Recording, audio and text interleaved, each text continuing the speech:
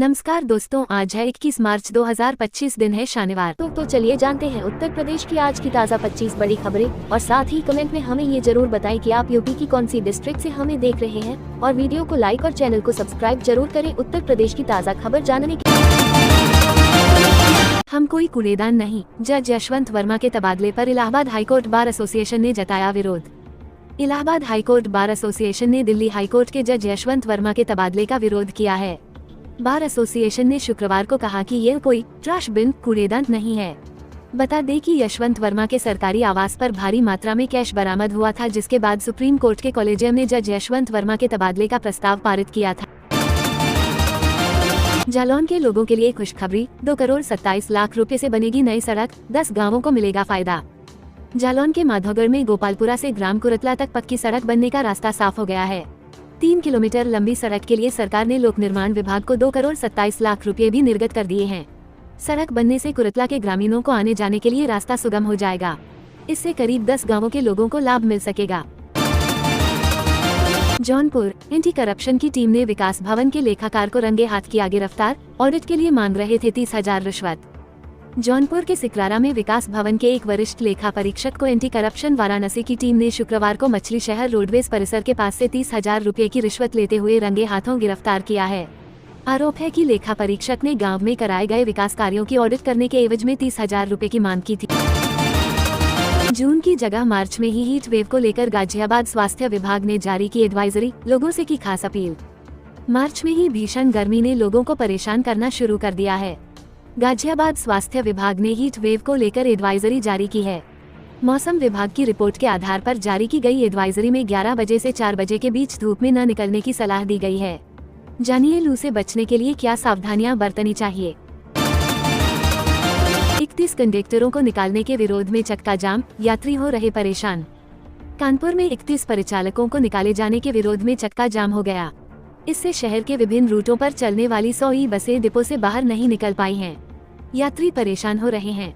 हड़ताल कर रहे परिचालकों का आरोप है कि पहले भी 40 परिचालकों को निकाला गया था।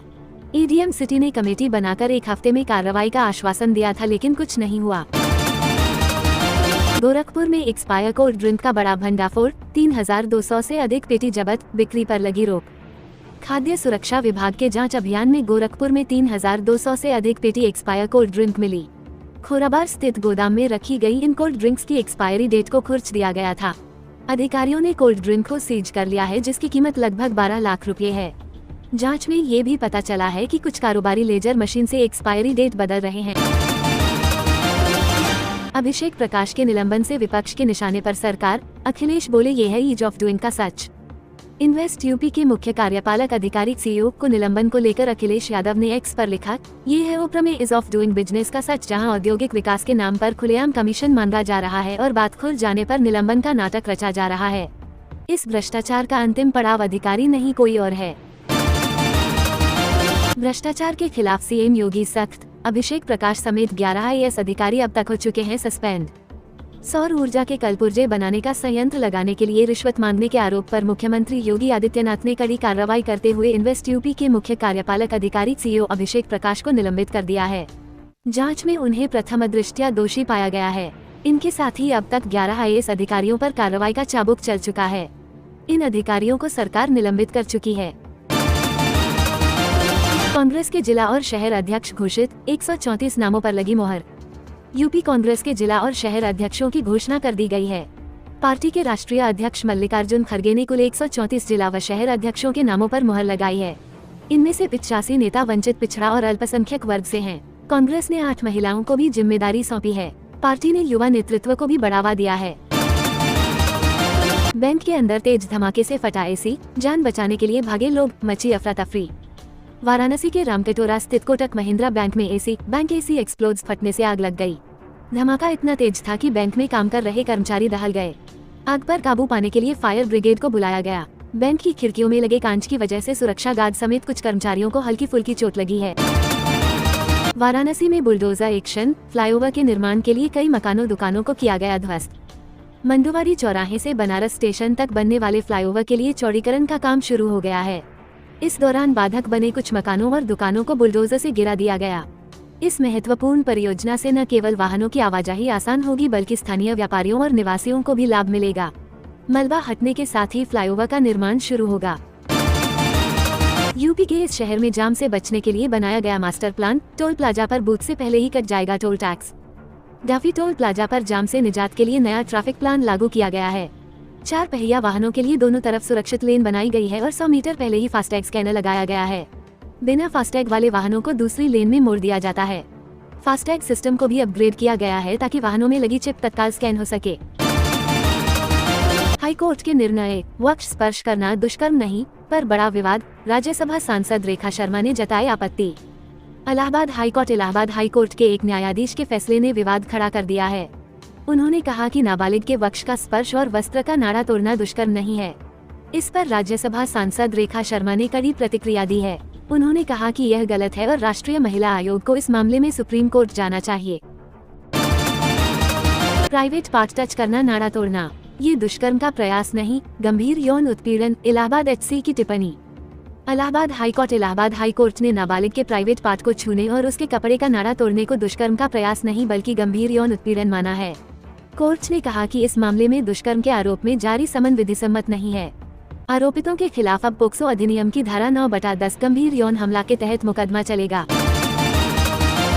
बिहार सरकार ने फिर से उठाई विशेष राज्य के दर्जे की मांग। सीएम बोले टैक्स में भी मिले 50% हिस्सा। विशेष राज्य के दर्जा के साथ बिहार ने 16वें वित्त आयोग से केंद्रीय करों में 50% की हिस्सेदारी मांगी है।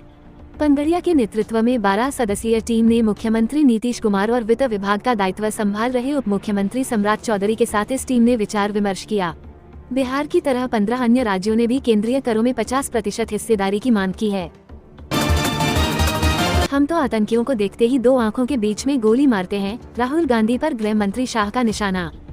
केंद्रीय गृह मंत्री अमित शाह ने शुक्रवार को गृह मंत्रालय के कामकाज पर सरकार का पक्ष रखा।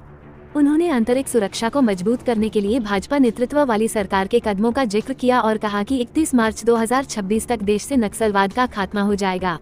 इस दौरान उन्होंने राहुल गांधी की भारत जोड़ो यात्रा पर भी कटाक्ष किया। बीजेपी अपनी ही दवाई का स्वाद चख रही, अधिकारियों के व्यवहार पर सौरभ भारद्वाज ने क्यों ली चुटकी। भाजपा की दिल्ली सरकार में मंत्रियों द्वारा अधिकारियों के काम को लेकर शिकायतों पर आम आदमी पार्टी के सौरभ भारद्वाज ने चुटकी ली है। उन्होंने कहा कि अब भाजपा के अफसर ही भाजपा सरकार की बात नहीं सुन रहे।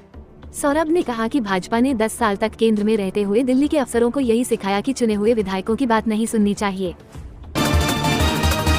दिल्ली हाईकोर्ट के जस्टिस यशवंत वर्मा की बढ़ेंगी मुश्किलें, एससी ने शुरू की जांच। बंगले से मिला था नोटों का भंडार। दिल्ली हाईकोर्ट के जस्टिस यशवंत वर्मा की मुश्किलें बढ़ सकती हैं, क्योंकि सुप्रीम कोर्ट ने उनके दिल्ली स्थित बंगले से मिले कैश के मामले में जांच शुरू कर दी है।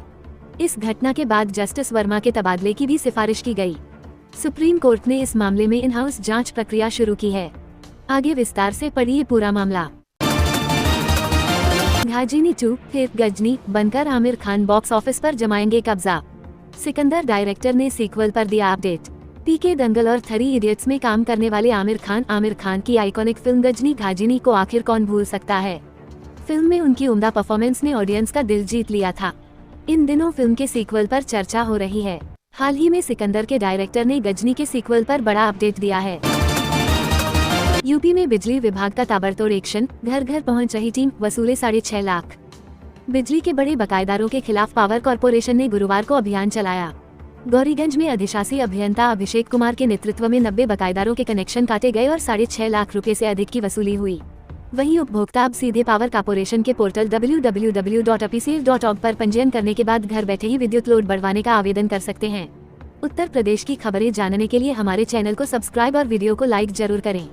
तो इसी के साथ वीडियो को और करते हैं।